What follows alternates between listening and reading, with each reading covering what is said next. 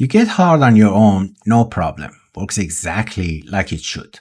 Then you have it here and it's gone. Or it's never fully arrived. Or it starts fine and disappears the moment things get real and hot. I want to give you something useful in the first 30 seconds because you've probably been carrying this quietly for a while. If it works on your own, your hardware is fine. That's not encouragement, that's a clinical fact. The blood vessels, the nerve pathways, the tissue, the hormonal signaling, all of it is demonstrably functional because you have watched it function. Whatever is going wrong is happening at the level of context, not capacity. So the question isn't what's broken. Nothing is broken. The question is what changes when she walks into the room. There are three answers, and most of the time it's one of them clearly dominant. And once you know which one is yours, the fix is specific and it's fast. Reason number one, your attention moves outside your body. Here's the first one, and it's the most common one by a wide margin.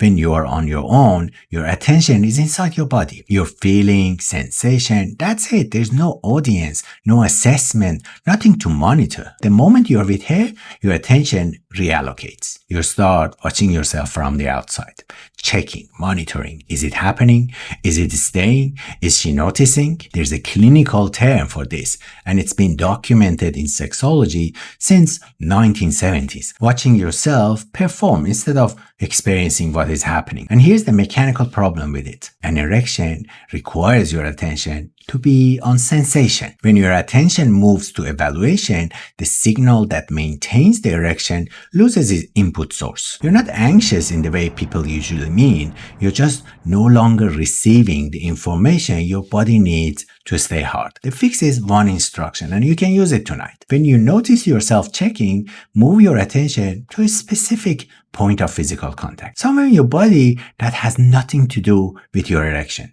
Her hand on your back, your leg against her, the texture of the sheet, not your penis, and deliberately not your penis, anywhere else. Hold your attention there for 3 to 4 seconds. That's it. You're not calming yourself down. You're reconnecting the input, and the erection follows the input every time. Try it once and you feel the difference immediately. That's your confirmation that you're dealing with reason one. Reason number two, the stimulation doesn't match. This one surprises people, and it's more common than the numbers suggest because men don't report it. If you've been getting yourself hard the same way for 15 or 20 years, your body has calibrated to a very specific input, a particular grip, a particular pressure, a specific speed, often a pressure level significantly higher than anything that occurs during sex. Your nervous system doesn't grade this on effort. It responds to what's been trained to respond to. So when the stimulation changes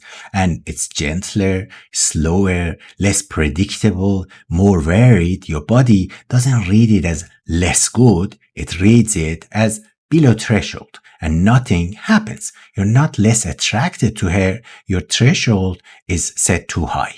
The fix is a recalibration, and it takes about 3 weeks. On your own, reduce pressure to what partner contact actually delivers. It will feel insufficient at first, and that feeling is the exact evidence that this is your issue. Slow it down, vary it, and stop chasing the finish. You're lowering the threshold back to the level real sex operates at. 3 weeks of that, and most men notice this shift clearly. If reason one didn't land for you, but this one made you uncomfortable to hear, that's your answer. The third one is the quietest and usually underneath the other two. On your own, nothing is at stake. There's no result. Nobody is forming an impression. If you stop halfway, nothing happened. With her, every erection carries a verdict about whether you still want her, whether you're still capable, whether this is the beginning of something that gets worse. The verdict is the pressure, and the pressure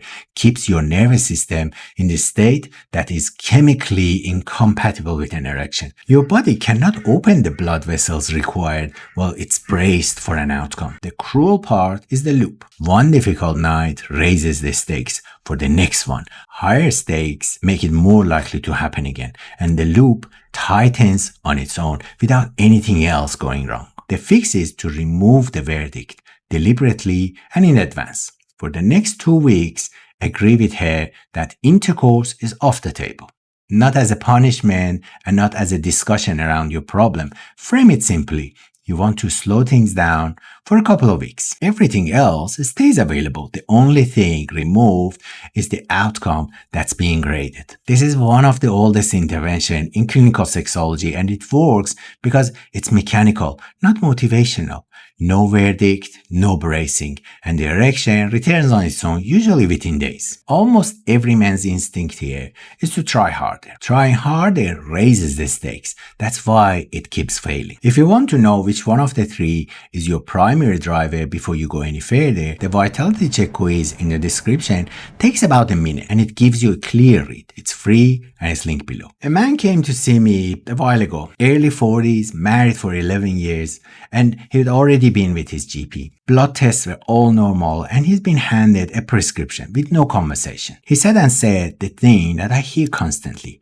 It works fine when I'm on my own, so I know I'm not broken, but I can't figure out what's happening. He had assumed it was attraction. He was quietly terrified. It meant that he had stopped wanting his wife. It wasn't attraction, it was reason 2 feeding reason 3. His threshold had drifted over about a decade, so partnered sex was sitting just underneath what his body was calibrated for. And every time it didn't work, the stakes climbed, which made the next attempt worse. We recalibrated the threshold and took intercourse off the table for a fortnight to break the loop. 4 weeks later, it was resolved, not managed, resolved, because nothing was ever actually wrong with him. What you just heard covers the body and the mind. There's a third layer, which is what's happening between the two of you, and that layer either holds the fix or quietly pulls it apart. The Heart Truth Masterclass walks through all 3 layers because they don't operate separately. It's free, it's linked below, and it will give you the full map rather than 3 isolated fixes.